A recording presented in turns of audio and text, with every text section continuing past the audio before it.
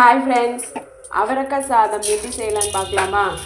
இதுக்கு ஒரு வடைச்சட்டி அடுப்பில் வச்சு எண்ணெய் ஊற்றி கடுகு சீரகம் சேர்த்து பொரிஞ்சதும் 1 ஸ்பூன் கடலைப்பருப்பு 1 ஸ்பூன் வேர்க்கடலை சேர்த்து வறுத்துக்கிறேன்.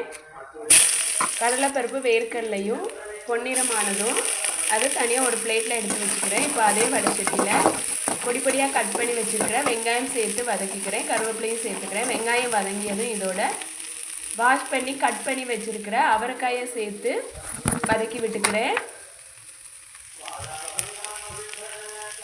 அவரைக்காய்க்கு தேவையான அளவு உப்பு சேர்த்துக்கிறேன். இதை லோ ஃப்ளேமில் வச்சு வேக வைக்கிறேன். 5 மினிட்ஸ் லோ ஃப்ளேமில் வேக விட்டதுக்கப்புறம் கொஞ்சமாக தண்ணி தெளித்து வேக வச்சுக்கிறேன்.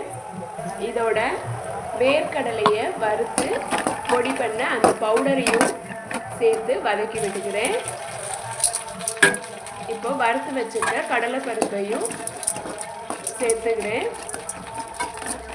இதோட காரத்துக்கு தேவையான அளவு மிளகாத்தூள் மஞ்சள் தூள் சேர்த்து வதக்கி விட்டு ஒரு 5 மினிட்ஸ் பச்சை வாசனை போனதும் வேக வச்சு ஆற வச்சு வச்சுருக்கிற சாதத்தை சேர்த்து மிக்ஸ் பண்ணி விட்டுக்கிறேன்.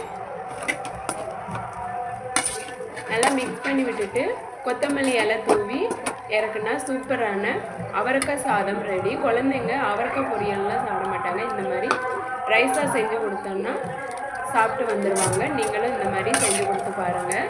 உங்கள் குழந்தைங்களோட லஞ்ச் பாக்ஸ் கண்டிப்பாக காலியாக தான் வரும். இந்த வீடியோ உங்களுக்கு பிடிச்சிருந்தால் லைக் பண்ணுங்கள், சப்ஸ்கிரைப் பண்ணுங்கள், கமெண்ட் பண்ணுங்கள். தேங்க்யூ.